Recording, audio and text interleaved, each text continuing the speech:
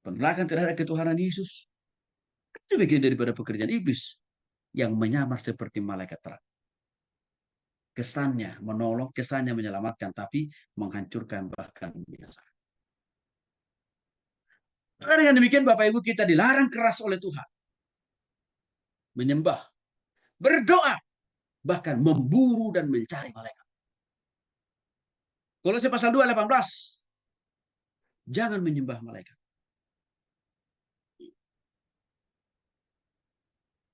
Hal ini ditegaskan dalam Wahyu pasal 19 ayat 10. Janganlah engkau berbuat demikian. Aku adalah hamba yang sama dengan engkau dan saudara-saudaramu yang memegang kesaksian Yesus. Sembahlah Allah. Penyembahan kita itu hanya ditujukan kepada Tuhan kita Yesus Kristus atau kepada Allah Bapa, Putra dan Roh Kudus. Tidak, nggak pakai koma itu, langsung terkurung. Jadi kalau kita berdoa, doanya kita itu kita arahkan, kita fokuskan, kita alamatkan kepada Tuhan, jangan kepada malaikat. Kalau kita meminta pertolongan, jangan berdoa, jangan memohon, jangan minta pertolongan dari malaikat, tapi dari Tuhan. Karena Tuhan yang menggerakkan, yang mengutus, yang memerintahkan malaikat menjagai kita. Bukan prakarsa malaikat. Bukan. Tapi karena Tuhan. Jadi istilahnya sebenarnya malaikat ini hanya perpanjangan tangan Tuhan. Tapi dia bukan sumber kuasa. Bukan sumber penyerta. Bukan sumber pemelihara. Atau bukan sumber dari segala sesuatu yang kita butuhkan. Malaikat ini bukan. Tapi Tuhan Bapak Ibu. Jadi jangan sampai salah. Fokus hati dan pikiran kita dalam berdoa.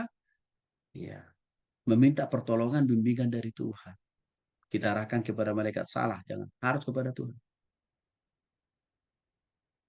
Maka Yohanes mengatakan, jangan menyembah malaikat, tapi sembahlah Tuhan.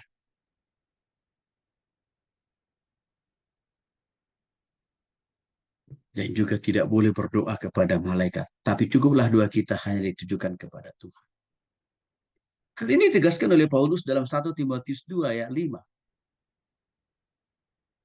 Ya, Paulus mengatakan, untuk tidak berpikir, untuk tidak beriman kepada malaikat, tapi hanya kepada Tuhan. Karena malaikat itu tidak lebih tidak kurang hanya penghubung saja. Perantara saja antara kita dengan Tuhan. Ya, Paulus mengatakan karena Allah itu esa satu dan esa pula dia. Satu pula itu Tuhan. Yang menjadi pengantara antara Allah dan manusia yaitu manusia Kristus Yesus.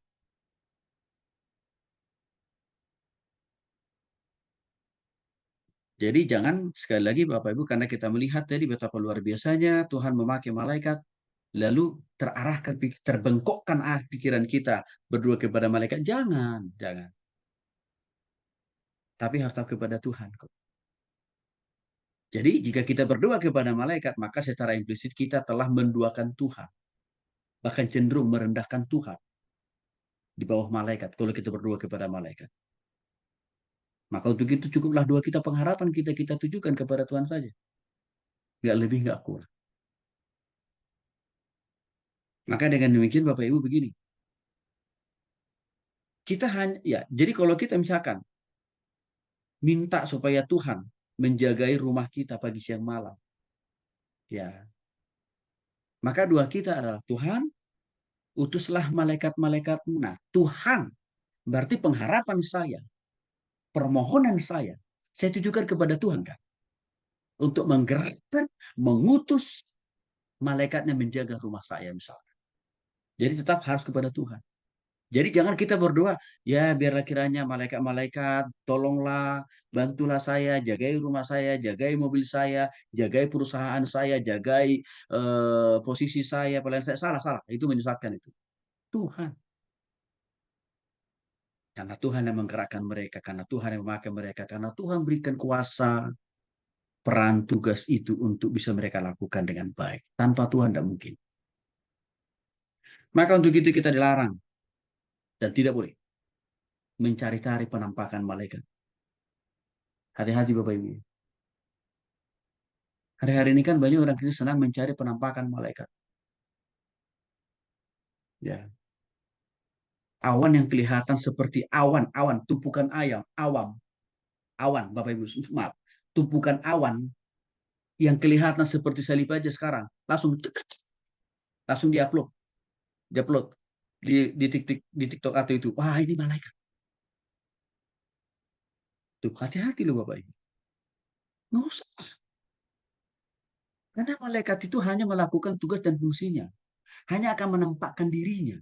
Kalau Tuhan yang memerintah. Kalau Tuhan tidak perintah, enggak.